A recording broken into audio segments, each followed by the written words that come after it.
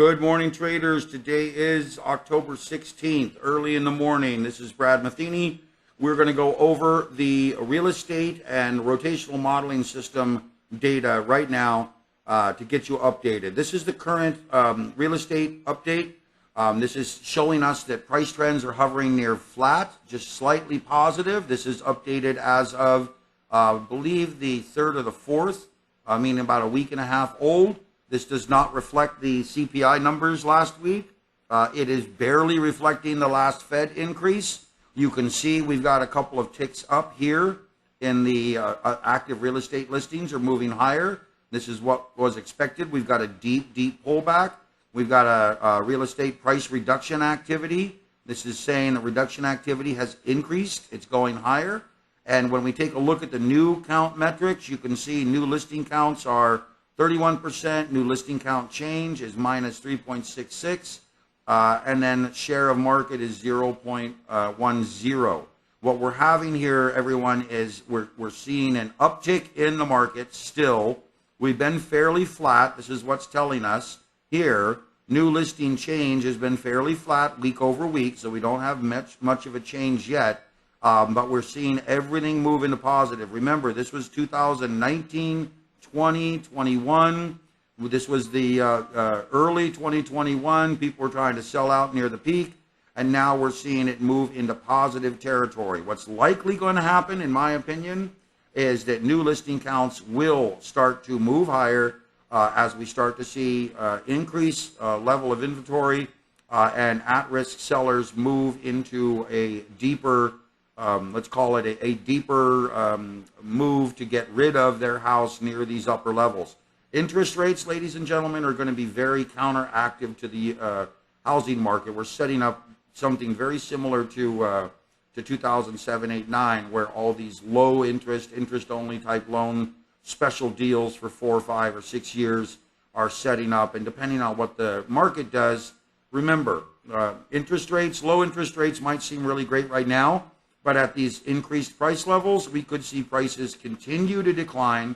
So we could see price reductions continue to shoot up. Right now, price reductions are almost 73, 74% of the market. If this stays at a upper elevated level for the next 3 or 4 years as the Fed tries to unwind, really the housing market is one of the components, house and rent, of the actual core CPI. It excludes food and energy. So housing is a big issue right now, and the Fed, the superheated market off of very low interest rates, will likely continue to unwind for many years, possibly 2, 3, 4 years before finding a bottom. Next, we have the U.S. real estate conditions. You can see the yellow line here, which is price reductions, have shot back up. This was the big reduction phase here where we saw real estate drop by 10, 15% in certain areas. We're not seeing it in metropolitan areas. But notice the active listing count, the orange line here, starting to tick higher. We're now at the highest levels that we've seen in the last, 6, 7 years. Days on market, which is this gray line, is starting to tick back up. Median listing price is still staying fairly elevated year over year.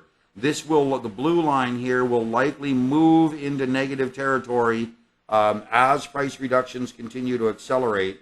And then we have overall price reduced share year over year has now turned positive, where it had been negative for many, many years, almost flatline. And this is my dynamic modeling. The dynamic modeling here has rolled into bullish territory, meaning we're seeing some support. As of a couple weeks ago, people were still in there trying to find some support near these current levels, but I believe this is going to be rolling downward, and you can see we've week over week price factor change is minus 0.01, and week over week modeling market demand is positive 1.85%, meaning there's moderate demand for the housing market right now near current levels, but still it's increasing by a small amount, but still negative 25%. With regard to overall market dynamics. So think of that as holding support in a very negative bearish trending modeling system. Same thing with pricing factor. weakening slightly, and a very negative pricing factor. So the market is generally very, very bearish for the markets right now. We're going to see, in my opinion, larger rate decreases, meaning you're going to see prices move lower. You're going to see this blue line move lower. You're going to see days on market extend higher. The whole market is going to move in a dynamic that we have not seen in quite a while. And that is all of these levels. Let me take a look here. Price reduction share. Yep. All of these levels except this blue line. This blue line will likely move. That's price level, historical median price, listing price, will move below zero over the next 4 to 5 months, while all of these other variables start to peak. And that's going to basically be a downturn in the markets moving forward. Okay, next, we have the rotational modeling system. Rotational modeling system, long-term, SPY is still bullish. Believe it or not, even through all of this craziness, the rotational modeling system, longer-term, weekly, is still indicating the SPY is in a long-term bullish trend. Daily, it is bearish. We're in a bearish daily trend. That's the short-term system. Net result, 25% long, 75% short, puts us at a net combined position of bearish 50%, with 50% staying in cash. In this position from our entry price, we're up almost 12%. In this position from our entry price short, we're up almost 11%. And in a net position from where we last had our trigger, 8/31/22, we are 50% bearish, up almost 11%, 10.58%, with 50% of our equity staying in cash. So the longer-term rotational modeling system, if you were to execute on 2 accounts, would be like this. If you were to execute in 1 account, would be like this, short 50%, 50% cash. And this basically allocates, understand that if you're 25% long and 75% short here, then this 25% long position is negated by a 25% position here, netting a net short 50% position, 50% in cash. Now, what we're doing this week is, and this is the historical modeling, is we have had no change in the trending indicators, but we're pulling out of bonds. Bonds have continued to weaken. I thought that we were going to see some sort of a base, some sort of a change, some sort of a bottom, which could still happen, but there's no reason to hold on to bonds any longer. So if you have anything in bonds, particularly if you're in the 401k or IRA type of scenario, just essentially move 10% into, in my opinion, based on what the modeling system is telling us, move 10% into active stocks. This may be a good solid bottoming area. We will see. Keep 90% in cash or US dollar-based assets.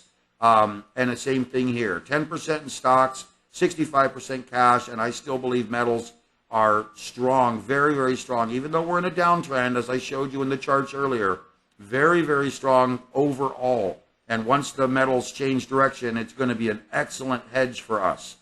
Okay, so there's our updated allocation, and the modeling system, again, is still long-term bullish on the SPY, short-term bearish.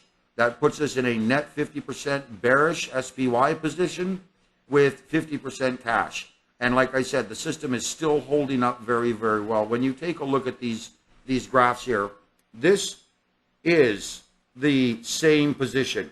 So this represents this allocation right here. So we do not vary from this over here with the rotational modeling system. It has performed extremely well. As of the last data, which was end of September, we're off by 4.72%.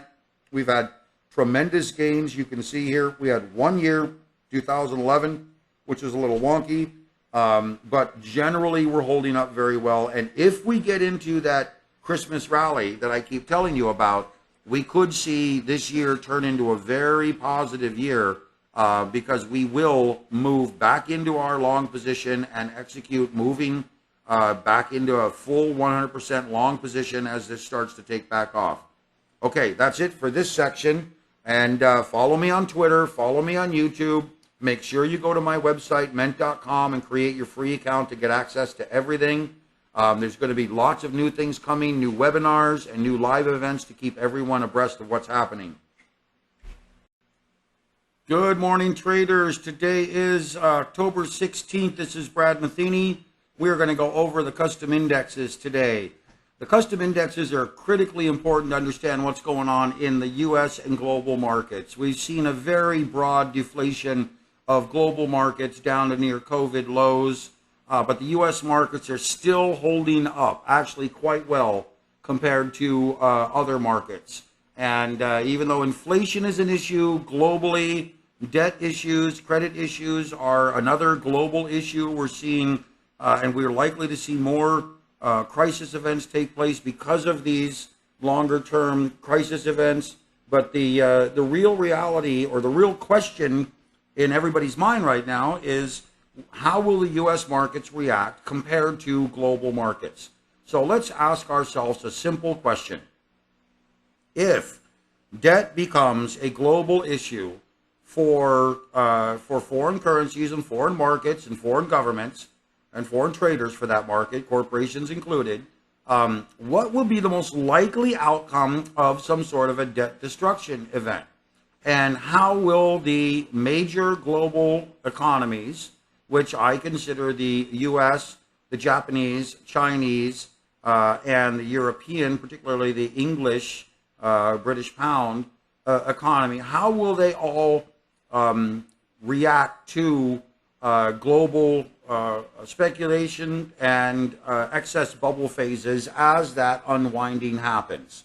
In my opinion, capital, which is cash throughout the world and throughout the financial markets, will do what it always does. It will move away from risk and settle into less risky, more opportunistic markets, and that means the opportunities will shift over the next 7 to 10 years plus as opportunities and rebounding or reverting market trends continue to persist. Right now, we're in the midst of kind of an unwinding phase where the U.S. market and the U.S. dollar is a very strong asset and continues to be. Eventually, if the U.S. dollar and the U.S. markets do break down, then where do we have a strong hedge or asset class that would replace a failing global market, financial system and economic system, potentially with higher inflation rates? Well, that then moves us to the idea that we could be looking at a technology rally, anything that prompts any type of moderate earnings compared to debt destruction or lower earnings. So anything with moderately strong earnings potential. Understand that making $10 versus making $2 is a big difference. There's an 80% decrease between making $10 a share versus $2 a share. But there's a huge difference between making $2 a share and losing $3 a share in terms of real valuation. And so that means anything that is capable of producing moderately strong returns, whether it be a nation or currency, crypto or Bitcoin, gold, silver, precious metals, or any U.S.-based asset or any asset class for that matter, capital will likely rush into that environment. Now, what we have, interestingly enough, is we've got global currency destruction taking place at the hands of the U.S. dollar. We've got global debt destruction, which will eventually play out as some sort of either an ordered default event where certain corporations, nations, what have you, go through a debt destruction phase. And then we have also the global foreign market and foreign asset destruction phase. Eventually, all of these destruction phases will settle, whereas these lower priced assets will start to look very opportunistic, and that will likely come at the cost of the U.S. market and the U.S. dollar to some degree, meaning at some point over the next 2 or 3 years, the U.S. dollar will weaken, the U.S. stock market may move into a sideways kind of a slide, while foreign markets may see a reversion of 20, 30, 50%, maybe higher, as suddenly assets start to move into potentially China or Canadian or South American markets because of an extreme decline in valuation.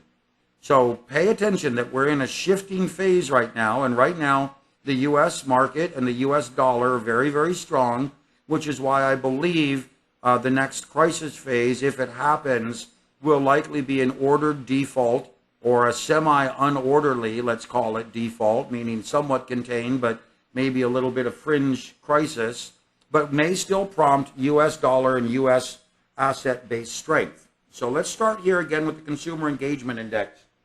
I like this chart particularly because it shows how consumers pull away in periods of time. So this is 2008 and 9.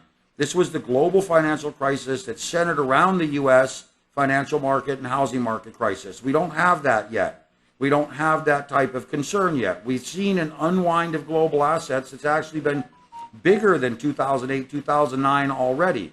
From this peak level up here to this low level down here, we've seen a very broad decline in assets related to consumer engagement. We're starting to see some strength, but there's nothing saying we couldn't see it unwind a bit further, back down here, forming some sort of a double bottom, or potentially find some extra strength moving into a Christmas rally, like I think is going to happen. And that's my opinion, is I think we're going to move into some sort of a U.S.-based Christmas rally here, as long as things don't become too chaotic throughout the world. Now, maybe March, April, May, June next year, we'll be looking at a broader crisis phase, but I don't see that happening as of yet. I think the Fed has somewhat contained the U.S. market. They are going to push rates a little bit higher, in my opinion. I don't know they're going to go 75 basis points. It's more than likely they're going to do that. But I would be pleased if they were to move a quarter or a 50 basis point rate hike while not trying to break the global markets again. So what we have here with the consumer index is early October weakness. And this really was positive last week, holding up quite well. I kept saying we have to get above this purple line to really see some strength. But the CPI data and the Fed rate increase really changed the way the markets worked. You could see here we had this bottom in like July, August, September, and now in October, we're seeing a bit of weakness. And I'm really believing that this is, you know, a pullback low off of the selling that we saw the last couple of weeks. I really kind of think, in my opinion, that we're going to see some sort of upward movement, maybe a late October, early November, just kind of a bounce into a Christmas rally, back up into these highs, maybe a little bit higher, and it may carry over into Q1 depending on the strength of the U.S. market. But let's pay attention to this and understand that we've seen a very solid bounce. We've seen a very solid recovery, 15-20% recovery here in consumer engagement. Let's move on to the next chart.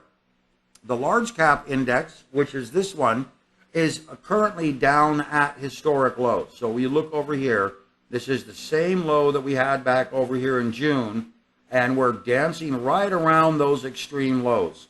So now this obviously tells us that we could go lower. Understand that just because we're at these extreme lows doesn't mean that it's critical support. It likely is some sort of important support level, but it doesn't necessarily mean we're at the end of the trend. We would need to see some broad shift, the start of a Christmas rally or a Fed pause, or something to indicate that we are now away from the crisis zone.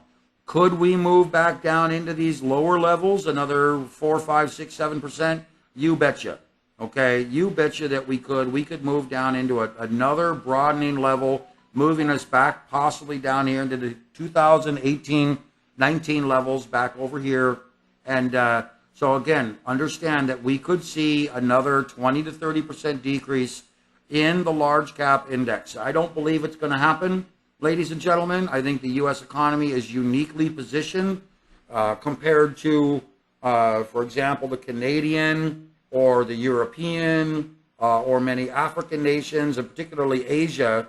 I think the U.S. markets are very uniquely positioned in the sense that we have a strong economy, we have a strong consumer base, we do not have the same risk factors that the global markets have done, in particular Asia, and I know that there's a lot of concern right now up in Canada related to the excesses that have taken place up there and what an unwinding process would look like. But I believe that the U.S. market may try to find some support here, and what we're really looking at, I'll show you here in the next couple charts, is where we're going to try to find support if we do at all. So here is the Global Asset Index. This is more of a U.S. and global commodity index. What we're looking for here is to see how the pullbacks in 2013, and then we had the pullback here in 2015, were fairly moderate. We had the global crisis event that took place back over here. This was a very big decline. This was about a 25 to 30% decline here in this index. And you can see here that we have literally about a 15 to 25% decline taking place right now.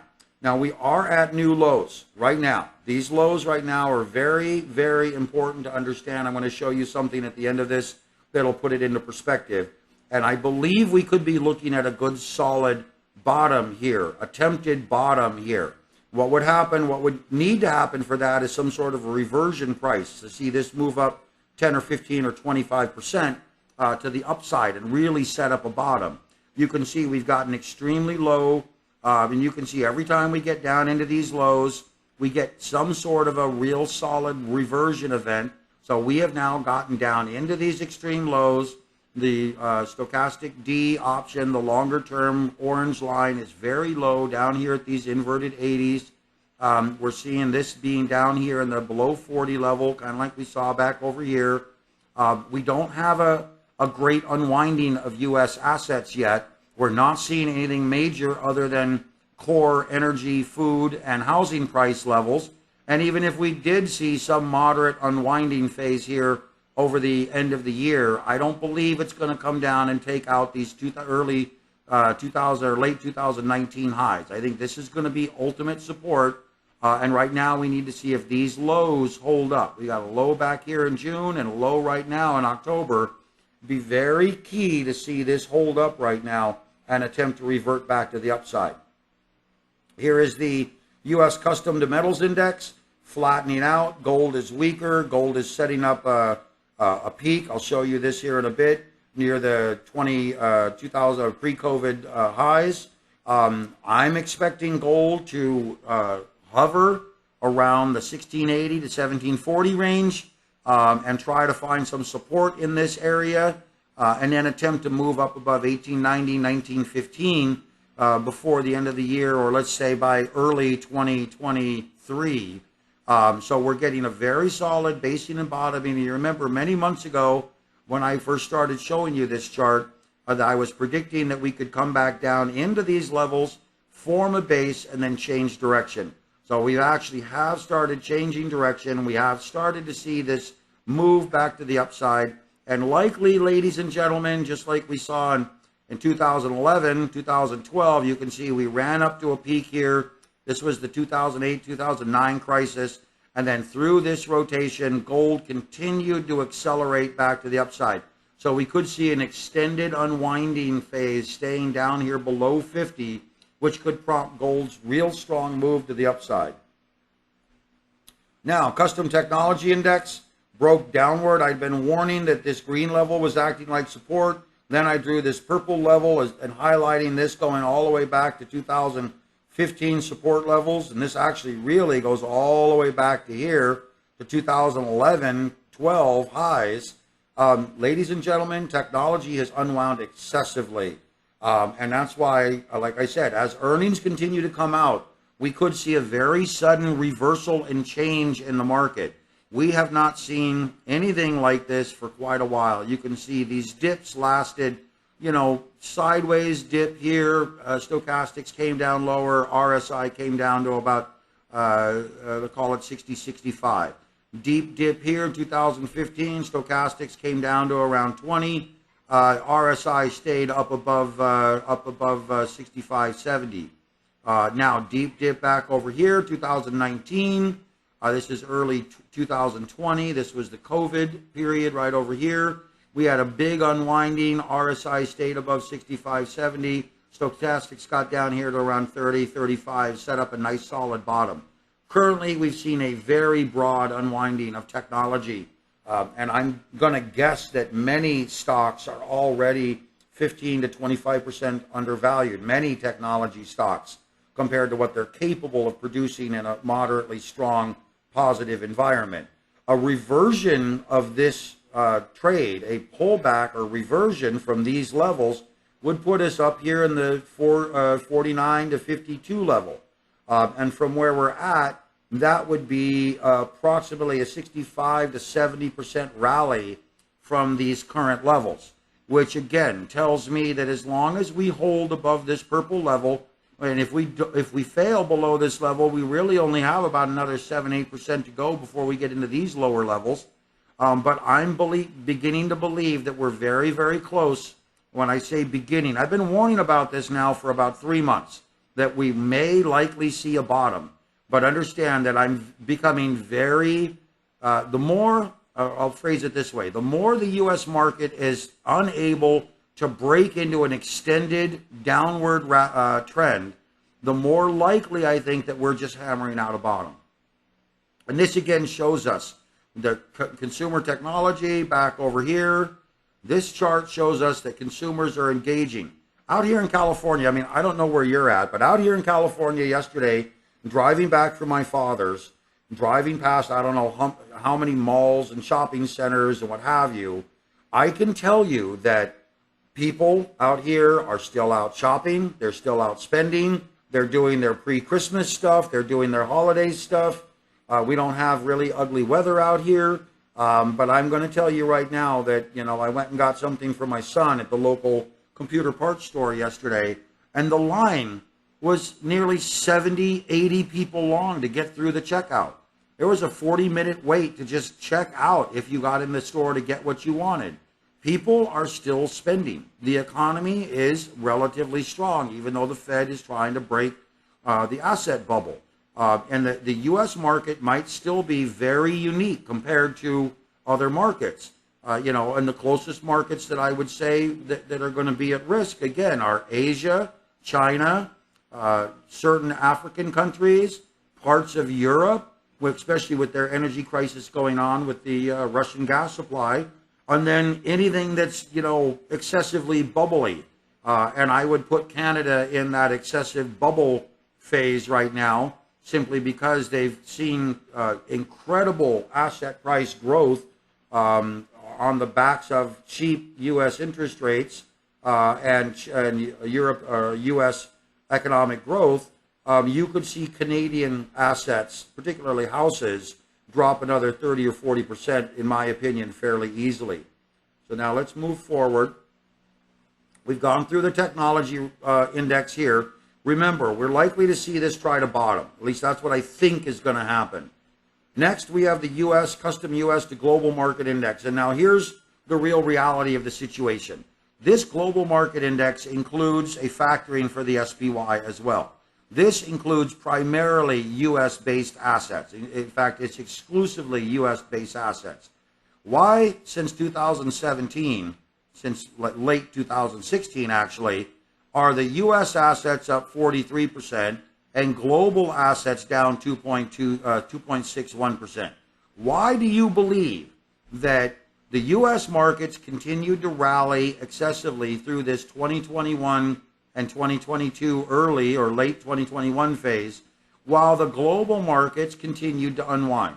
And it's because the U.S. markets are the driving factor for global economic activity, still have been and will likely continue to be for many, many years.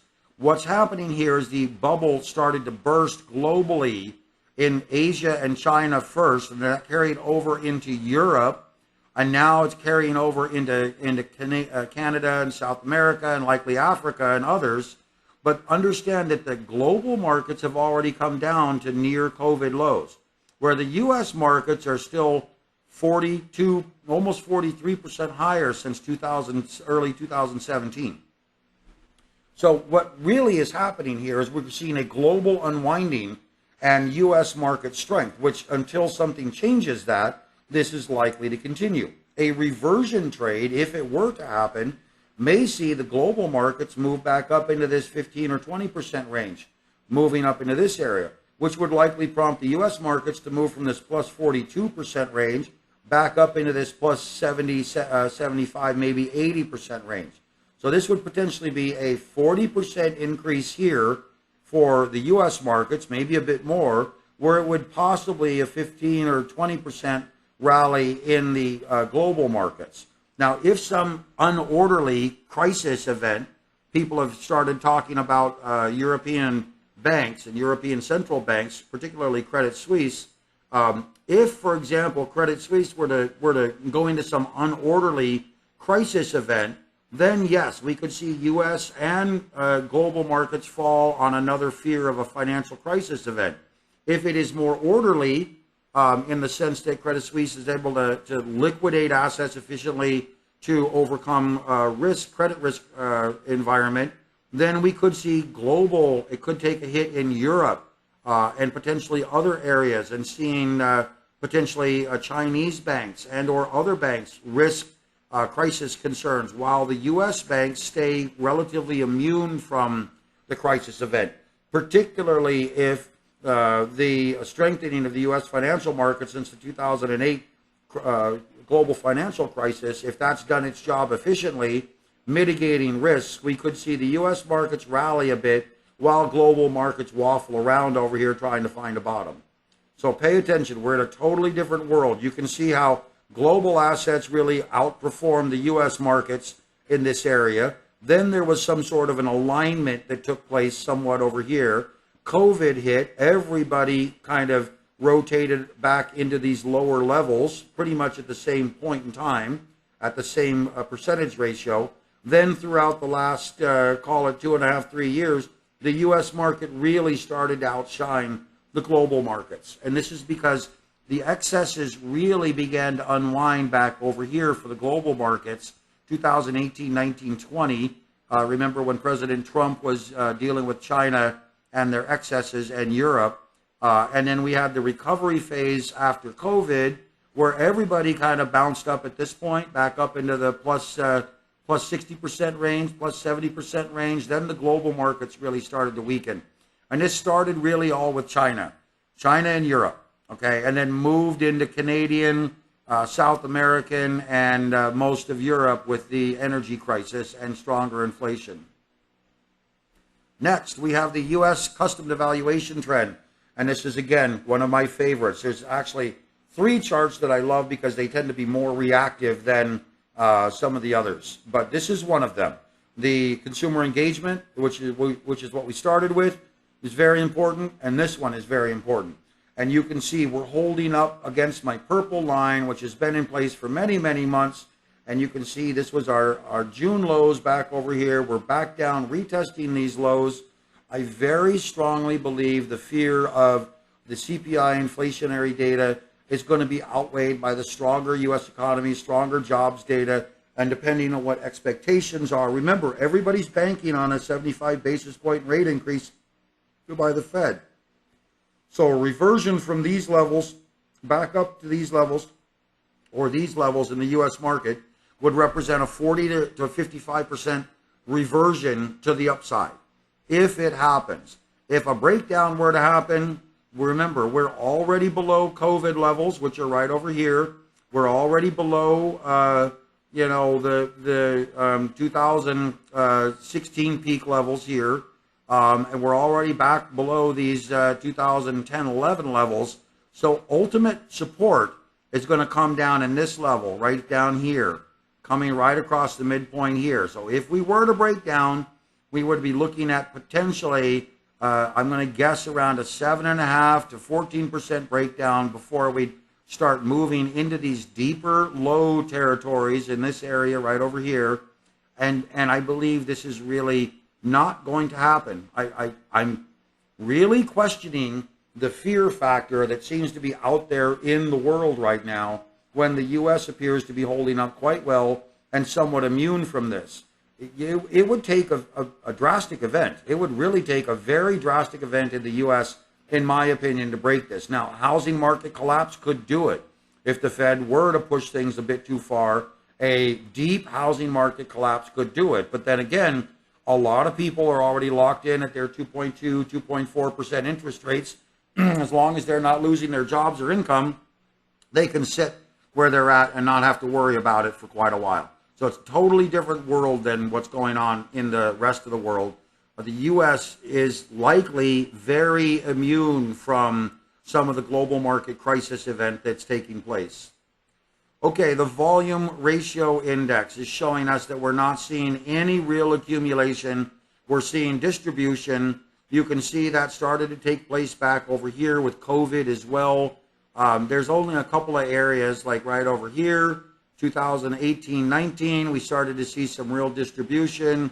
We saw it back over here with COVID as well, real distribution away from accumulation, and we're starting to see some real distribution back over here. We'll see how this plays out. It really is kind of a flat sideways market right now. The commodity to gold index found a little support, moved up 0.1 last week. We are very close to extreme lows down here in this red zone. You can see it right over here. We're starting to get a little divergent trend over here. We'll have to see how it plays out. But again, these are historically very, very low commodity to gold price levels, meaning that the unwinding of commodity price assets are starting to take place excessively. And particularly, this is kind of lumber intensive, which means that the housing market could enter into a new type of malaise, which could be just kind of a meltdown. Nobody wants to really decrease their housing prices, but understand, to attract buyers, we're likely going to see a 20 to 25% decrease in housing prices. Given what we've seen over the last couple of years, that may not be much to worry about, but understand that this could continue to just stagnate out here in this red zone for many, many weeks and months to come, which would be an unwinding of excesses and risk throughout the housing market and the inflationary commodity market. FANG's index, even though I had warned of an inverted hammer last week, we had a fairly big breakdown, and now we're getting down here into this blue level. And these blue levels, ladies and gentlemen, if you see down around here, these are really near bottoms. And I'm not going to say it any other way. I'm going to just tell you that historically, this lower channel has been a very solid bottoming level. We saw it in 2019, 18. We saw it throughout COVID. We haven't seen it really since 2008-9, way back in the global financial crisis. But after this massive unwinding from 240 down to 120, which is, it's very simple to do the math here. It's a 50% decrease in the FANG's index, which reflects, 50, 60, 70% in certain technology stocks.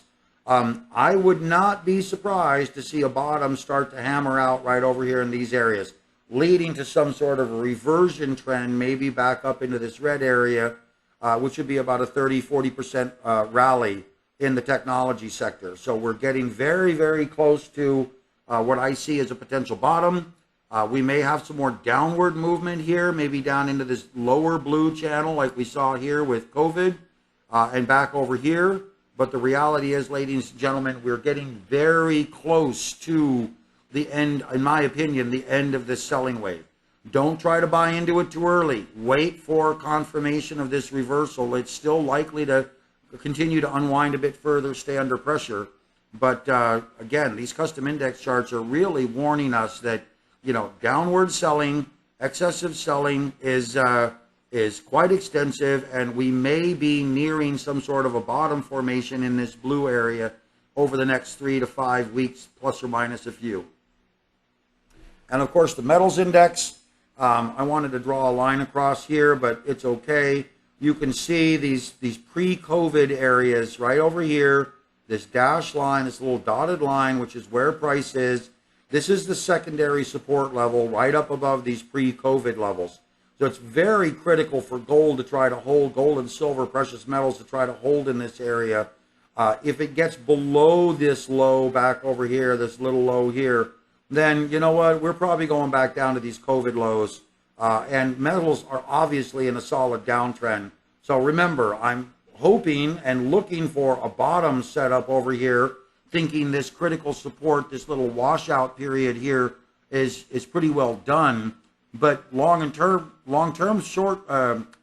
trends, let me explain. This is a solid downward price cycle. We have no real basing and bottoming other than the rally back above 1700 last week. And now this little bit of a sell-off. We have no real confirmation of an uptrend in metals. I was hoping that we would stay within this yellow, what I call the golden price range here, but it didn't happen. And we broke through this resistance area right over here. We broke through the lower gold channel, came down, retested support, broke through it here. I believe these are extreme lows. I believe that these are setting up to be a very extensive bottoming formation before a big change in trend. But we have no confirmation that that has taken place yet. It is still in a downtrend. Metals are, in my opinion, an effective hedge at these levels. And you probably should have them in your portfolio as a hedging instrument. But right now they are still weaker. They still are in a downtrend. Now we have the Smart Cash Index, which is the global index, that red line that I showed you compared to the blue line, which was the U.S. market index. And you can see that we are attempting to hammer out support in a little sideways manner, which is really the 2016-17 lows. You can see that we had a recovery phase in 2017. Then we had the recovery phase after COVID. Now I'm thinking that we could see a little bit of a washout just briefly below this 120 level, which would put us right down here to these COVID lows. And I think that would be a shift in sentiment. I think that would be enough to drive consumers to start accumulating near an extensive dip. So we're very close to that level right now. I wouldn't be surprised to see some accumulation take place over the next couple of weeks, expecting potentially an upward move in the markets end of this year and early next year. Here's the U.S. stock market index, which is, again, that same blue line. When I compare this, let me show you. This is the U.S. to global market index. The blue line is my U.S. custom index chart. The red line is my global smart cash index. So this blue line and this red line are, this is the red line in candlestick form. This is the smart cash index. And then this is the U.S. stock market index. This is the same blue line. And you can see we're holding up in this channel. We're very deep down here into these lows. I mean, very deep undervalued compared to this pitchfork, this price channel or standard deviation channel. We're extremely low, and we're at this arcing kind of purplish level, which is called a Tesla price amplitude or Fibonacci price amplitude arc. And this originates from the pre-COVID highs. Very, very likely, in my opinion, that we're very near a shifting in trend. In fact, we have just come off of this blue line high. You can see it right over here at the lows. We've just come off of that COVID high price area as support. And so we're at a very critical juncture here. This is a weekly chart. Next week will be out here just beyond this price amplitude arc. And I really think that we're going to be in for a change. If I can say it, I think we're going to be in for a very big volatility based type of a early Christmas rally bottoming setup is what I believe is going to happen next. Okay, the Valuations Index, very, very low. I mean, extremely low, down into COVID low layers. Remember, COVID low is back over here. This was pre-19, 2018 low bottom areas. We are extremely low in terms of global and U.S. valuation. That's another reason why I think we're very close to a bottom. Everything to me is indicating that we're very undervalued, extremely oversold near these levels. So we will see how this plays out. And lastly, this is my third most favorite index, the Volatility Index. We are dancing down around these lows. This is a weekly chart, so you can see all of that selling last week, all of that volatility represented a tight, tiny little doji bar right over here, still in the 580 range, still just moderately bearish right now. This is telling us that we could see a blip to the downside followed by a reversal back up into this area, or we could see an extended selling phase take place, 2 or 3 weeks going to the downside, setting up a big bottom, or lastly, we could see this unwinding, rally back up to the upside, kind of a reversion trade, just like I suggested maybe back up into this 9-10 level up here, this pink line level. And I'm really believing that undervalued U.S. stocks are more likely to revert back to the upside than they are to extend downward, particularly if there is no cataclysmic event, some, crisis event that plays out to break the markets. Yes, the Fed is going to continue to raise interest rates. They're going to try to tame inflation. Likely that's going to put pressure on the housing market. In my opinion, the Fed would be very smart to raise only 50 basis points instead of 75, give the markets a little breather, and still put a little pressure on the interest rates to curb inflation. But again, reading where we're at, the only thing I can say is this is the perfect time to stay cautious and to stay away from risks. The markets are at a make or break point again. My custom indexes are saying that we probably have a 70-75% chance of a reversion upside trade based on the fact that we're simply extremely undervalued and trying to hammer out a bottom. But that still leaves a 25 to 35% chance that we could see new lower lows before we shift into any type of reversion trade. So stay very cautious right now. The markets are at a make or break type of scenario. And I wanted to show you one other thing right here. I will have to move this.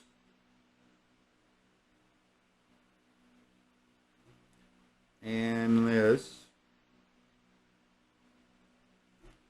And what we have here, ladies and gentlemen, is the NQ monthly. And really, I guess I should show you the ES. I showed this earlier. But there's a couple of things that really play out here. And I want to highlight from the 2008-9 lows. So you see how we've had this extreme selling, then we had this little bouncing pressure here, then a deeper low setup, 2008-9.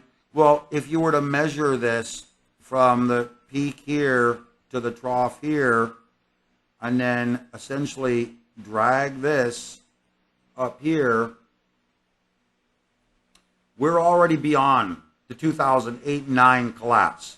In fact, we're probably at about 1.5 times the 2008-9 collapse. And that's why I want you to be very strongly aware of a couple of things that are taking place.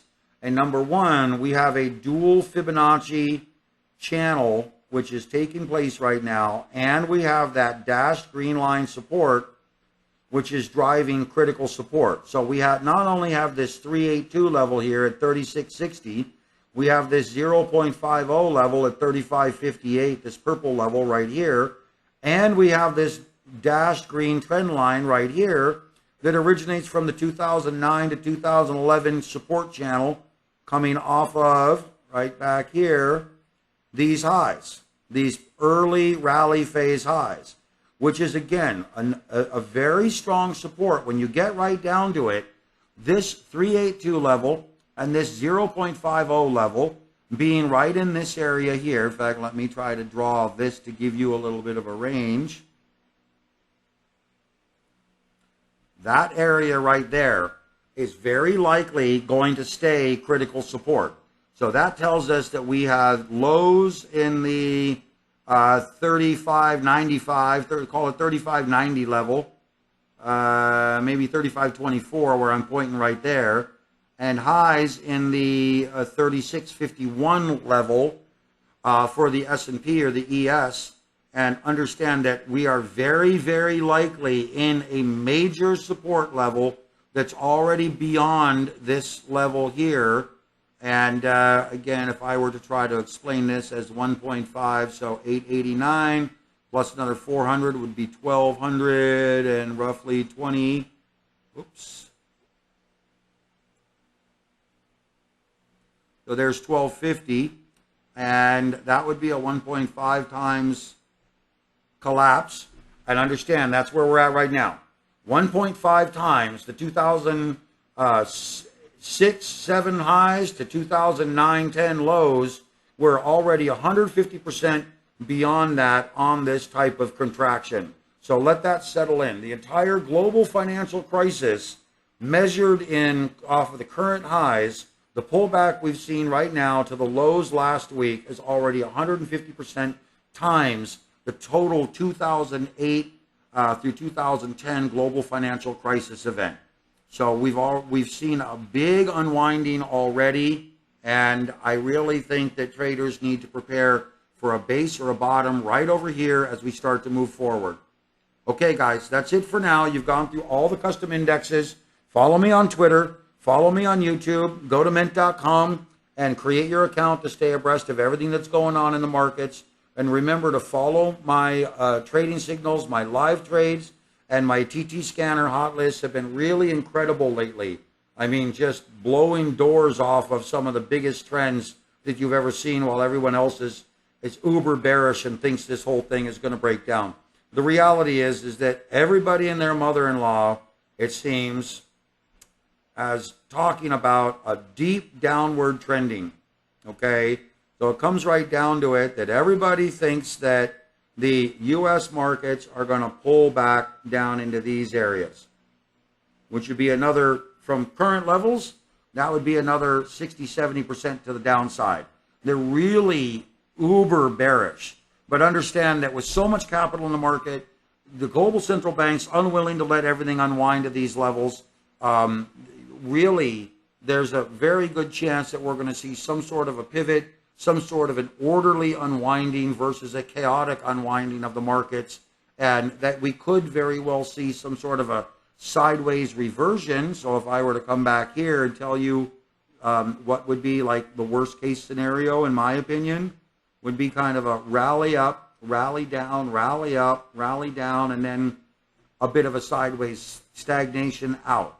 This would be the most likely scenario, in my opinion, unless we have some sort of a crisis event that breaks the bottom of the boat wide open and we start sinking. So, okay, guys. And then ultimately, remember, we still have that 2028, 2029, which is actually way over here. So let me redraw this 2005. So that would be more here, and this would be more here.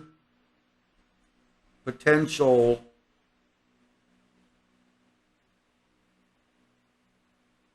actually possibly way over here.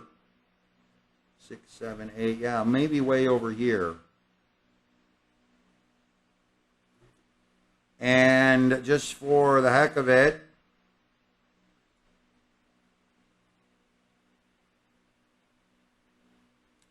let's come to these lows. Off a little bit. Let's go extend to the right.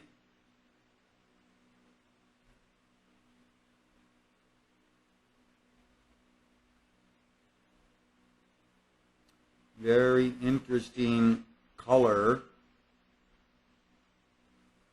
Yep, that would be a pretty solid estimate as to where I think we're going to be. The real reality for me is that 2027, 2028, right in this area, yeah, actually more like this area, this is where we start to get into the next crisis phase over here. My interpretation of cycle patterns suggests that we're in this longer-term rally phase. And remember, I'm counting this as 1, 2, and then we come up here as an A, B, C to 3, 4, starting wave 5. This could actually end up being something more along the lines of a sideways phase out here, rally up, rally up. So this could end up being more of a basing bottom here, A, B, C, D, E formation here, coming up to an A, B, C, D, E formation up here before we extend back out to the downside. Now, wave 5 can be longer than wave 3. It happens very constantly, and wave 3, remember, is actually from here to here. So if we were to try to combine lengthwise from wave 3 across to here and duplicate this,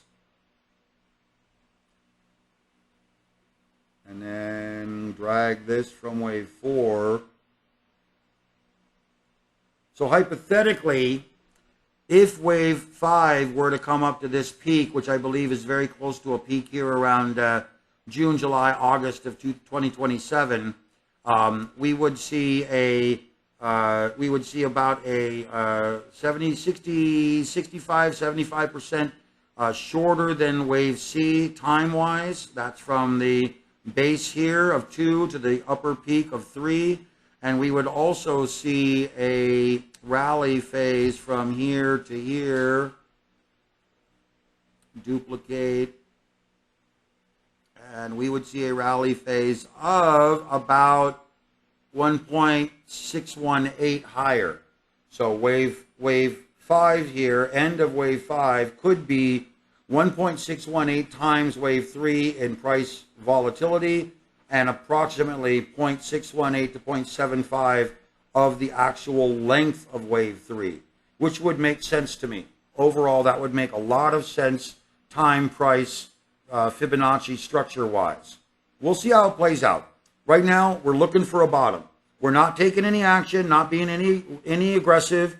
We're not going to bet the farm on anything. We're looking for a bottom to set up. We're looking for the U.S. markets to try to hammer out some sort of support, and we'll see what actually happens.